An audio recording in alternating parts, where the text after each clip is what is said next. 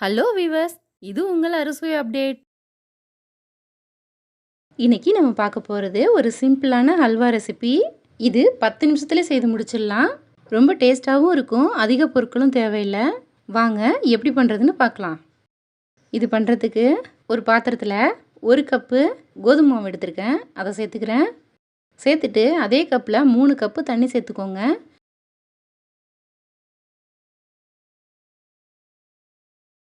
இது கட்டி எதுவும் இல்லாமல் நல்லா கலந்து விட்டுக்கோங்க.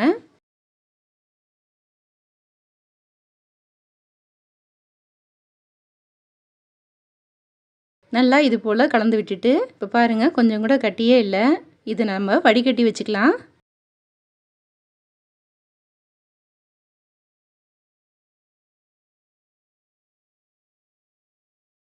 ஸ்பூனு அல்லது விஸ்கு வச்சுட்டு இது போல் நல்லா கலந்து விட்டுக்கோங்க.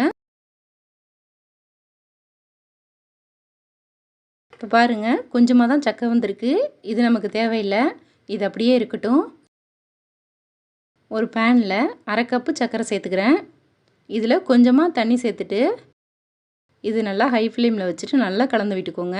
நம்ம கேரமல் செய்துட்டு இந்த அல்வா பண்ணும்போது நல்லா வாசனையாகவும் ரொம்பவே டேஸ்ட்டாகவும் இருக்கும். அப்படியே கடையில் கிடைக்கிற ஹல்வா போலவே இருக்கும். இப்போது இது போலவே கலந்து விட்டுட்டே இருக்கணும். இப்போது சர்க்கரை நல்லா கரைஞ்சிட்டு கொஞ்சம் கொஞ்சமாக கலர் மாறி வருது.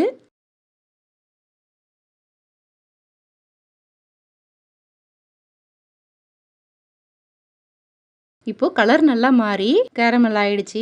ஸ்டவ்வை கம்மியாக வச்சுட்டு நம்ம கரைச்சி வடிகட்டி வச்சுருந்த கோதுமை மாவை இதில் அப்படியே சேர்த்துடலாம்.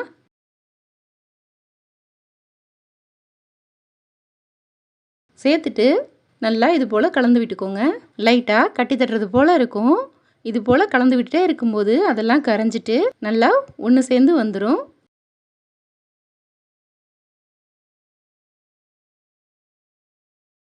இப்போ பாருங்கள் இது போல் கலந்து விட்டுட்டேன். இப்போ இதுக்கு தேவையான அளவு சர்க்கரை சேர்த்துக்கோங்க. 1 கப்பு கோதுமை மாவு எடுத்திருந்தோம், அதுக்கு 1/4 கப்பு சர்க்கரை எடுத்திருக்கேன். ஃபஸ்ட்டு 1/2 கப்பு கேரமல் செய்துட்டோம், இப்போ 1/4 கப்பு சர்க்கரை சேர்த்துக்கிறேன். இப்போ இது போல் கலந்து விட்டுட்டே இருக்கணும். ஸ்டவ்வை மீடியம் ஃப்ளேமில் வச்சுக்கோங்க. கொஞ்சம் அடிகனமான பாத்திரமாக எடுத்துக்கோங்க.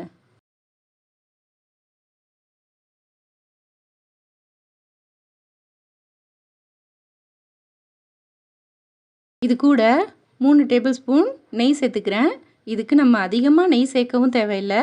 நம்ம கோதுமை மாவு கலந்த அதே கப்பில் 1/4 கப்பு நெய் எடுத்திருக்கேன், அதை 2 ஸ்பூனாக அப்பப்போ சேர்த்துக்கிறேன்.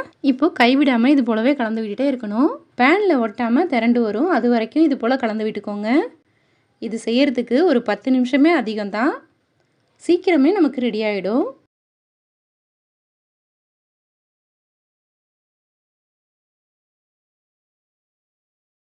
இப்போது திரும்பவும் 2 ஸ்பூன் நெய் சேர்த்துக்கிறேன்.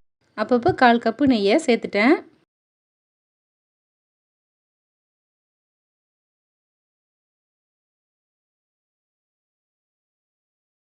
இது போல் கலந்து விட்டுட்டு இப்போது இதுக்கு ஒரு 4-5 முந்திரியை சின்ன சின்னதாக உடச்சிட்டு வச்சுருக்கேன். நான் வறுக்காமல் அப்படியே சேர்த்துக்க போகிறேன். உங்களுக்கு பிடிக்கும்னா நீங்கள் வறுத்துட்டு கூட சேர்த்துக்கலாம். சேர்த்துட்டு நல்லா கலந்து விட்டுக்கோங்க. இப்போ கொஞ்சம் கூட கடாயில் ஒட்டாமல் நல்லா திரண்டு வந்துருச்சு. இப்போது ஸ்டவ் ஆஃப் பண்ணிக்கலாம். நம்மளோட சூப்பரான கோதுமை அல்வா தயாராகிடுச்சு. வீட்டில் இருக்கிற ஒரு சில பொருட்களை வச்சு ரொம்ப சிம்பிளாக ரெடி பண்ணிட்டோம். ஹல்வா சாப்பிட்ணுன்னு ஆசைப்படும் போதெல்லாம் இது போல் டக்குன்னு செய்து கொடுத்துடலாம். வீட்டில் இருக்கிற எல்லோருமே விரும்பி சாப்பிடுவாங்க. இது பார்க்கும்போதே சாப்பிடணும் போல் இருக்குல்ல. நீங்களும் இது போல் ட்ரை பண்ணி பாருங்கள். இந்த வீடியோ பிடிச்சிருந்தா லைக் பண்ணுங்கள், ஷேர் பண்ணுங்கள். நம்ம சேனலுக்கு புதுசாக இருந்தால் சப்ஸ்கிரைப் பண்ணுங்கள். தேங்க்யூ.